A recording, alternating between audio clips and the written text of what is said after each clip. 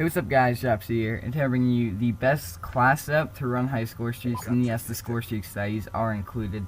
Okay, to start it off, I'm just going to go over the class setup, then I'll get in depth on how to play and stuff like that. Alright, so I'm using the MP7 with silencer and extended mags. It's also really good with fast mags, so if you keep dying, if you're not reloading or something, when you're reloading, then definitely change it to fast mags.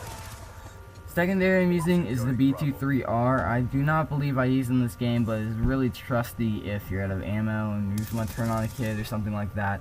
Just want to embarrass someone, definitely use that. My wild card is Perk 1 Greed. It's a double first perk, so you can run 2 first perks. Christmas Noobs. This is probably a really good video for you. And before I continue, also around Christmas time, I will be putting out more tips and tricks and gun reviews and stuff like that, and best like class apps or certain game modes, just so the Christmas noobs can know, it's a good view getter. Alright, so to continue, the first perk I'm using is Hardline and Ghost. Second perk is Scavenger. Third perk is Extreme Conditioning. Grenade I'm using is Semtex, and I'm not using like any concussions or anything like that. Okay, the streaks I'm using: Stealth Chopper, which is, I think the score streak requirement is 1,100. The Warthog score streak requirement is 1,400. And the VTOL Warship is 1,600 for the score streak requirement. Alright, so Domination. You should not rush right away. You have to kind of play it slow and stick to the outsides, like I always say. But you have to hit all your shots. Like, if that was a machine gun guy, or whatever you want to call it, I would probably be dead.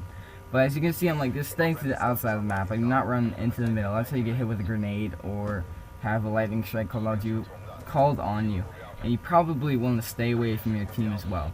But if you're going to cap a flag in this, and there's kind of enemies around it, or you think there are, you're not sure, and your team is capping it too, let your team cap it to about like 3/4 or maybe even halfway, and then hop on there. It's a quick, I think it's 200 points for enemy flags, 200 points for the B flag, and 50 in the spawn flag. So like right here, I wait for him, about to get it halfway, 3/4, and I just hop in. I'm in there. I'm in now in about 2 seconds, and that's the free 200 points. That gets me my VTOL Warship and that other thing, the Warthog or whatever. I probably wouldn't use the Warthog. Actually, is really overrated. I think probably maybe want to stick with the Lodestar or the Orbital VSAT or whatever that thing's called, the Blackbird shit. And yeah, so definitely the VTOL Warship's a must. It's really good. You could run attack dogs actually instead of the what's that other kill she called? Just that Braveheart Warthog. That's what it is. Yeah. So you could use the attack dogs instead of that. It's really not that hard to get as long as you're playing the game slow and you just really understand it. Do not overthink it. That's probably the big thing. In the end here, the gameplay just randomly stops in a couple seconds. It's because the host leaves the game. I probably could have turned this into a 50-0 gameplay. I ended it when I was, I think, 20-0, and then the guy left, and it really pissed me off. So yeah, thanks for watching. Comment, rate, and subscribe, and go try it for yourself.